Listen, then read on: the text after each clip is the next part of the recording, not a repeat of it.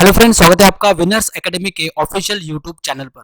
इस वीडियो में हम लोग अगस्त महीने के करंट अफेयर्स देखने वाले हैं, जो कि the Hindu, the Economic Times, Times of India and Indian Express इन न्यूज़पेपर से लिए गए हैं, जो कि bank, SSC, railway NTPC, railway group D, IBPS RRB mains, IBPS clerk mains and IBPS PO mains इन एग्जाम्स के लिए काफी हेल्पफुल ये होने वाला है। अगर आपको ये वीडियो अच्छा लगता है तो वीडियो को लाइक करना ना भूलें, शेयर करना ना भूलें अपने फ्रेंड के साथ, और चैनल को जरूर से सब्सक्राइब करें।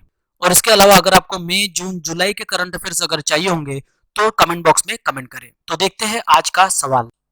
काजी ओनिक जो हाल ही में समाचार में है, किस देश से जुड़े हैं? पाकिस्तान, यूएई, बांग्लादेश, ओमान या अफगानिस्तान? इस सवाल का सही जवाब है बांग्लादेश। नवंबर 2018 में नेशनल क्रिकेट लीग के दौरान डोप टेस्ट में फेल होने के लिए बांग्लादेश के तेज गेंदबाज काजी ओनिक को 2 साल के लिए प्रतिबंधित कर दिया गया है। सोनम शेरिंग लेप्चा, जिनका जुलाई 2020 में निधन हो गया, एक प्रसिद्ध लोक संगीतकार है, राजनेता है, फुटबॉल खिलाड़ी है, पेंटर है या वास्तुकार है? इस सवाल का सही जवाब है लोक संगीतकार है। लोक संगीतकार, संगीतकार, गीतकार और पद्मश्री से सम्मानित सोनम शेरिंग लेप्चा का 92 यानी 92 साल की उम्र में कलिम्पोंग, पश्चिम बंगाल में बुढ़ापे की बीमारी के कारण निधन हो गया। उनका जन्म 3 जनवरी 1928 को बोंग बस्ट, कलिम्पोंग, पश्चिम बंगाल में हुआ था। उन्होंने लेप्चा संस्कृति को पुनर्जीवित करने और बढ़ावा देने के लिए एक प्रमुख भूमिका निभाई, जो सिक्किम की स्वदेशी संस्कृति में से एक है। ली टेंग हुई, जो हाल ही में खबरों में है, वह किस देश के पूर्व राष्ट्रपति है? दक्षिण कोरिया, चीन, ताइवान, इंडोनेशिया या हांगकांग? इस सवाल का सही जवाब है ताइवान। पूर्व ताइवान के राष्ट्रपति श्री लिंग तेई हुई का 97 यानी 97 वर्ष की उम्र में बेहितो जिला, ताइपे शहर, ताइवान में संक्रमण और दिल की बीमारियों के कारण मृत्यु हो गई। उनका जन्म 15 जनवरी 1923 में सांझी, ताइवान में हुआ था। ताइवान में निष्पक्ष बहुलवाद के पक्ष में तानाशाही शासन के उन्मूलन के लिए उन्हें लोकप्रिय रूप से मिस्टर डेमोक्रेसी के रूप में जाना जाता है। अभिनेता अनिल मुरली का हाल ही में किस राज्य में निधन हुआ है? इस सवाल का सही जवाब है केरल। अनिल मुरली वयोवृद्ध मलयालम अभिनेता, जिन्होंने तमिल, मलयालम और तेलुगु में 200 से अधिक फिल्मों में अभिनय किया, का निधन 51 साल की उम्र में कोच्चि यानी केरल के अस्पताल में हुआ है, जहां 22 जुलाई 2020 को लीवर की बीमारी के कारण उन्हें भर्ती कराया गया था। वह केरल के तिरुवनंतपुरम से है। विश्व रेंजर दिवस प्रतिवर्ष कब मनाया जाता है? 25 अप्रैल, 28 मई, 31 जुलाई, 19 जून या 30 अगस्त? इस सवाल का सही जवाब है 31 जुलाई को विश्व रेंजर दिवस मनाया जाता है। विश्व रेंजर दिवस दुनिया भर में 31 जुलाई को मनाया जाता है और इसे अंतरराष्ट्रीय रेंजर फेडरेशन यानी IRF के 54 यानी 54 सदस्यीय संघ द्वारा बढ़ावा दिया जाता है। यह दिन दुनिया भर के रेंजरों द्वारा की गई उपलब्धियों का जश्न मनाता है और उन लोगों को सम्मानित करता है जो अपने कर्तव्यों के दौरान मारे गए हैं। अंतरराष्ट्रीय थर्मोन्यूक्लियर प्रायोगिक रिएक्टर, दुनिया का सबसे बड़ा संलयन रिएक्टर किस देश में स्थित है? दक्षिण कोरिया, जापान, रशिया, भारत या फ्रांस? इस सवाल का सही जवाब है फ्रांस। राष्ट्रमंडल मानवाधिकार पहल का मुख्यालय कहाँ स्थित है? लंदन, नई दिल्ली, कैनबरा, ढाका या गेबरोन? इस सवाल का सही जवाब है नई दिल्ली। 2021 में ब्रिक्स की अध्यक्षता कौन सा देश करेगा? ब्राजील, रशिया, भारत, चीन या दक्षिण अफ्रीका? इस सवाल का सही जवाब है भारत। भारत 2021 में ब्रिक्स की प्रेसिडेंसी ग्रहण करेगा। वर्तमान में रूस वर्ष 2020 के लिए ब्रिक्स की अध्यक्षता करता है। नीति आयोग के वर्तमान सीईओ कौन है? अमिताभ कांत, अजीत डोभाल, राजीव कुमार, अजय त्यागी या वीके पॉल? इस सवाल का सही जवाब है अमिताभ कांत। श्री अमिताभ कांत वर्तमान में National Institution for Transforming India यानी नीति आयोग के सीईओ है। पुस्तक Overdraft Saving the Indian Saver के लेखक कौन है? इस सवाल का सही जवाब है उर्जित पटेल। भारतीय रिजर्व बैंक के पूर्व गवर्नर उर्जित पटेल ने Overdraft Saving the Indian Saver नामक एक किताब लिखी है। पुस्तक को हार्पर कॉलिंग्स इंडिया द्वारा प्रकाशित किया जाएगा।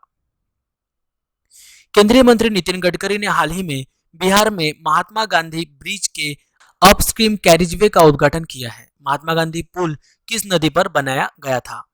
इस सवाल का सही जवाब है गंगा नदी पर। बिहार में गंगा नदी पर महात्मा गांधी सेतु के नवीनीकरण के एक हिस्से के रूप में केंद्रीय सड़क परिवहन राजमार्ग और एमएसएमई मंत्री नितिन जयराम गडकरी ने अपने अपस्ट्रीम कैरिजवे का वस्तुतः उद्घाटन किया। मौजूदा ढांचे में सुधार के लिए आधुनिक तकनीक का उपयोग कर भारत में यह अब तक का सबसे पहला पुल होगा। पुल की डिजाइनिंग भारतीय प्रौद्योगिकी संस्थान ने आईआईटी रुड़की के अंतर्राष्ट्रीय सलाहकारों के साथ चर्चा में की है। केंद्रीय मंत्री नरेंद्र सिंह तोमर ने भूमि संसाधन विभाग द्वारा तैयार digital India land record modernisation programme में सर्वश्रेष्ठ अभ्यासों पर एक पुस्तिका जारी की। भूमि संसाधन विभाग किस मंत्रालय के तहत कार्य करता है? इस सवाल का सही जवाब है मिनिस्ट्री ऑफ रूरल डेवलपमेंट। केंद्रीय ग्रामीण विकास और पंचायती राज मंत्री नरेंद्र सिंह तोमर ने डिजिटल इंडिया लैंड रिकॉर्ड आधुनिकीकरण कार्यक्रम में सर्वश्रेष्ठ अभ्यास में सर्वोत्तम प्रथाओं पर एक पुस्तिका जारी की। यह कार्यक्रम के प्रारंभ से ही क्षेत्रीय और राष्ट्रीय कार्यालयों के दौरान राज्यों द्वारा की गई प्रस्तुतियों के आधार पर भूमि संसाधन विभाग ग्रामीण विकास मंत्रालय द्वारा तैयार किया जाता है। उस मंत्रालय का नाम बताइए जिसने अगरबत्ती निर्माण करने वाले कारीगरों को लाभ पहुंचाने के लिए ग्रामोद्योग विकास योजना के तहत एक कार्यक्रम शुरू किया है। इस सवाल का सही जवाब है ministry of micro small and मध्यम इंटरप्राइजेस यानी मीडियम इंटरप्राइजेस। एमएसएमई यानी ministry of micro and medium enterprises ने अगरबत्ती निर्माण में शामिल कारीगरों के लाभ के लिए और ग्रामोद्योग को विकसित करने के लिए ग्रामोद्योग विकास योजना के तहत एक कार्यक्रम को मंजूरी दी है। कार्यक्रम के एक भाग के रूप में कारीगरों को कुल 200 स्वचालित अगरबत्ती बनाने की मशीन और 40 मिक्सिंग मशीनें प्रदान की जाएगी। मानव संसाधन विकास मंत्रालय का डिजिटल शिक्षा प्रभाग द्वारा तैयार डिजिटल रिपोर्ट डिजिटल शिक्षा जून 2020 किसने शुरू की है? नितिन गडकरी, प्रकाश जावड़ेकर, हर्षवर्धन, निर्मला सीतारमण, रमेश पोखरियाल निशंक। इस सवाल का सही जवाब है रमेश पोखरियाल निशंक। केंद्रीय मानव संसाधन विकास मंत्री रमेश पोखरियाल निशंक ने संकलन इंडिया रिपोर्ट की शुरुआत की। डिजिटल शिक्षा जून 2020 ने डिजिटल शिक्षा के माध्यम से दूरस्थ शिक्षा पर अभिनव पहल पर मानव संसाधन विकास मंत्रालय के डिजिटल शिक्षा प्रभाग को तैयार किया। रिपोर्ट में एमएचआरडी और राज्यों और केंद्र शासित प्रदेशों के शिक्षा विभाग द्वारा अपनाए गए तरीकों पर प्रकाश डाला गया है ताकि घर पर बच्चों की शिक्षा तक पहुंच सुनिश्चित की जा सके। आंध्र प्रदेश के राज्यपाल का नाम बताइए जिन्होंने हाल ही में 3 राज्य पूंजी बिलों और सीआरडीए रेपेल बिल्स 2020 को अपनी मंजूरी दी है। इस सवाल का सही जवाब है बिस्वा भूषण हरिश्चंदन। आंध्र प्रदेश के राज्यपाल बिस्वा भूषण हरिश्चंदन ने आंध्र प्रदेश विकेंद्रीकरण और सभी क्षेत्रों के समावेशी विकास और Andhra Pradesh capital region development authority repeal ब्रिक्स 2020 के लिए अपनी सहमति दी है। महाराष्ट्र सरकार ने लगभग 1000 करोड़ रुपए की महाराष्ट्र एग्री बिजनेस नेटवर्क परियोजना को मंजूरी दी है। निम्नलिखित में से कौन सा बैंक परियोजना को 70% धन मुहैया कराएगा? इस सवाल का सही जवाब है एशियाई विकास बैंक यानी एशियन डेवलपमेंट बैंक। महाराष्ट्र सरकार ने महाराष्ट्र एग्री बिजनेस नेटवर्क परियोजना को लगभग 1000 करोड़ रुपए की मंजूरी दी। परियोजना का लक्ष्य अगले 6 वर्षों तक राज्य के सभी जिलों के किसानों को मदद करना है। परियोजना लागत का 70% एशियाई विकास बैंक देगा जबकि शेष 30% राज्य सरकार द्वारा वहन किया जाएगा।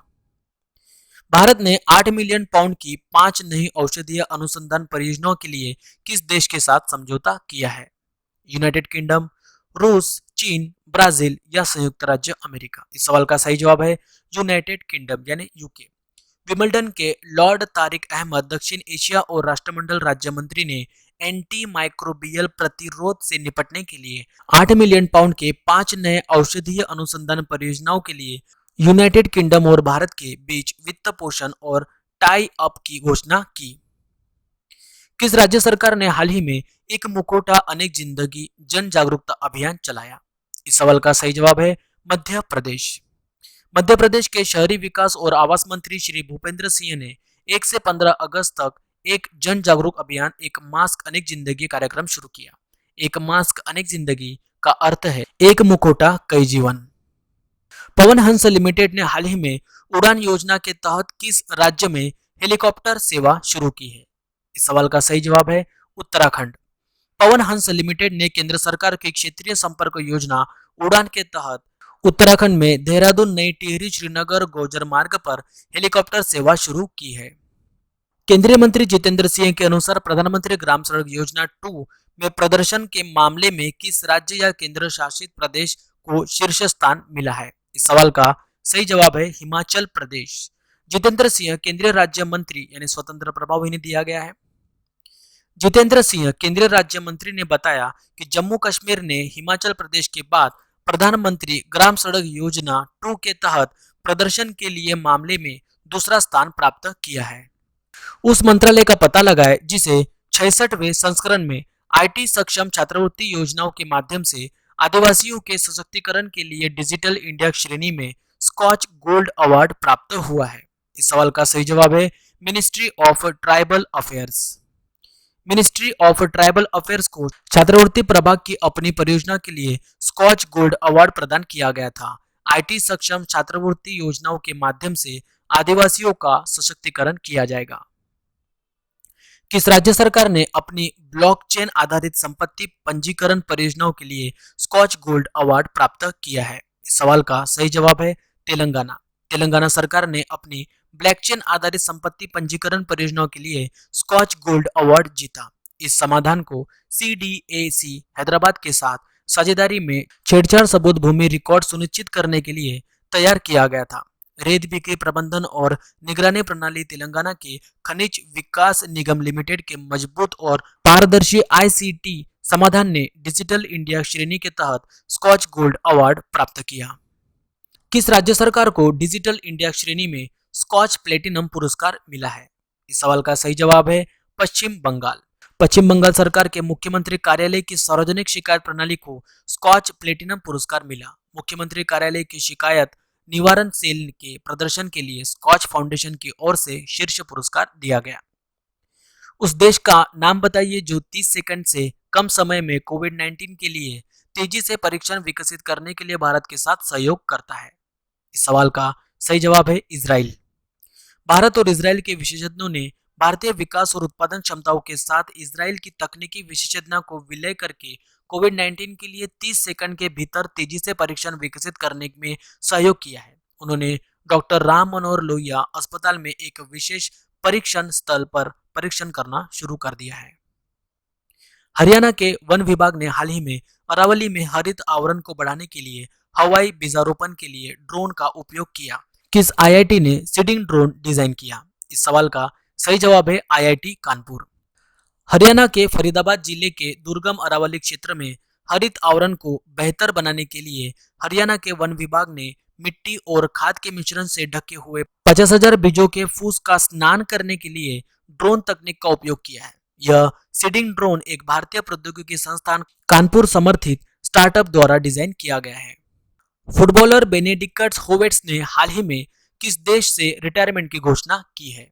इस क्वेश्चन का सही जवाब है जर्मनी। जर्मन फुटबॉलर बेनेडिक्ट होवेट्स ने फुटबॉल से संन्यास ले लिया है। वह 2014 की विश्व कप विजेता जर्मनी टीम का हिस्सा थे। वह उन 3 खिलाड़ियों में से थे जिन्होंने टूर्नामेंट में टीम के लिए हर मिनट खेला था। ग्रीन लाइट्स नामक पुस्तक के लेखक कौन है? इस सवाल का सही जवाब है मैथ्यू मैककोनागी। सा कदासामी जिनका हाल ही में निधन हो गया है, एक प्रसिद्ध राजनेता थे, लेखक थे, पेंटर थे, वास्तुकार थे या वकील थे? इस सवाल का सही जवाब है एक लेखक थे। प्रसिद्ध लेखक और वृत्तचित्र फिल्म निर्माता सा कदासामी का 81 वर्ष की आयु में चेन्नई तमिलनाडु में दिल की बीमारियों के कारण निधन हो गया। उनका जन्म 1940 मलियादुथुराई जिले तमिलनाडु में हुआ था। उन्होंने अपने उपन्यास विसारनई कमीशन के लिए साहित्य अकादमी पुरस्कार जीता था। परवेज खान जिनका जुलाई 2020 में निधन हो गया, वह एक प्रसिद्ध एक्शन डायरेक्टर थे। 1 से 7 अगस्त को विश्व स्तनपान सप्ताह प्रतिवर्ष मनाया जाता है। विश्व स्तनपान सप्ताह के लिए विषय क्या है? इस साल का विषय था एक स्वस्थ ग्रह के लिए स्तनपान का समर्थन करें। विश्व स्तनपान सप्ताह प्रतिवर्ष अगस्त के पहले सप्ताह में दुनिया भर के लगभग 120 देशों में मनाया जाता है। पूरे विश्व में स्तनपान को प्रोत्साहित करने और बच्चों के स्वास्थ्य को बेहतर बनाने के लिए यह दिन मनाया जाता है। वर्ष 2020 के लिए विषय है एक स्वस्थ ग्रह के लिए स्तनपान का समर्थन करें। हाल ही में क्रेडाई आवास ऐप और नारेडको के ऑनलाइन पोर्टल housingforall.com को किसने लॉन्च किया है? इस सवाल का सही जवाब है हरदीप सिंह पुरी। आवास और शहरी मामलों के मंत्रालय के राज्य मंत्री हरदीप सिंह पुरी ने 31 जुलाई 2020 को वीडियो कॉन्फ्रेंसिंग के माध्यम से किफायती किराया आवास परिसर पैक जारी किया। मंत्री ने confederation of real estate developer association of India के लिए आवा ऐप और नारेडको का हाउसिंग फॉर ऑल .com आवासीय संपत्तियों के विपणन के लिए एक ऑनलाइन ई कॉमर्स पोर्टल भी लॉन्च किया है। केंद्रीय मंत्री नितिन गडकरी का निर्वाचन क्षेत्र क्या है? इस सवाल का सही जवाब है नागपुर। केंद्रीय सड़क परिवहन और राजमार्ग और सूक्ष्म लघु और मध्यम उद्यम मंत्री नितिन गडकरी का लोकसभा क्षेत्र नागपुर महाराष्ट्र है। किस देश ने दुनिया की सबसे बड़ी एकल और ऊर्जा परियोजना का व्यवसायीकरण किया है? इस क्वेश्चन का सही जवाब है यूएई। यूएई ने दुनिया के सबसे बड़े एकल और संयंत्र नूर अबू धाबी में उत्पादन किया, जिसमें लगभग 1177 मेगावाट की उत्पादन क्षमता थी। अरावली श्रेणी की सबसे ऊंची चोटी कौन सी है? इस क्वेश्चन का सही जवाब है गुरु शिखर। सांबर सिरोही रेंज में माउंट आबू पर गुरु शिखर अरावली रेंज की सबसे ऊंची चोटी है, जिसकी ऊंचाई है 5650 फीट या 1722 मीटर। खादी और ग्रामोद्योग आयोग किस मंत्रालय के अंतर्गत कार्य करता है? खादी और ग्रामोद्योग आयोग ministry of micro and small enterprise के अधीन कार्य करता है। Ministry of micro small and मध्यम इंटरप्राइजेस के प्रशासनिक नियंत्रण के तहत एक सांविधिक संगठन खादी और ग्रामोद्योग आयोग ने एकल नोडल एजेंसी के रूप में काम किया है। भारत में जनजातीय मामलों के वर्तमान मंत्री कौन है? इस क्वेश्चन का करेक्ट आंसर है अर्जुन मुंडा। अर्जुन मुंडा आदिवासी मामलों के वर्तमान केंद्रीय मंत्री हैं। बियोडो किस देश का नेविगेशन सैटेलाइट सिस्टम है? दक्षिण कोरिया, जापान, रशिया, भारत या चीन? इस क्वेश्चन का सही जवाब है चीन। बियोडो चीन देश का नेविगेशन सैटेलाइट सिस्टम है। बन्नेरघट्टा जैविक उद्यान किस राज्य में स्थित है? कर्नाटक, अरुणाचल प्रदेश, तेलंगाना, छत्तीसगढ़ या पश्चिम बंगाल? इस सवाल का सही जवाब है कर्नाटक। कर्नाटक के बन्नेरघट्टा बायोलॉजिकल पार्क में एक 12 वर्षीय हाथी रूपा ने 1 अगस्त 2020 को एक नर बछड़े को जन्म दिया। बूढ़ी गंडक नदी हाल ही में किस राज्य में स्थित है? ओडिशा, असम, राजस्थान या बिहार? इस सवाल का सही जवाब है बिहार। बिहार में मुजफ्फरपुर जिले के मीनापुर ब्लॉक में बारिश के बाद बरही गंडक नदी के जल स्तर में वृद्धि के बाद बाढ़ का कहर जारी है। Thank you very much guys for watching the video. Please like करिए इस वीडियो को, शेयर करिए अपने फ्रेंड के साथ और चैनल को जरूर से सब्सक्राइब करें। Thank you very much.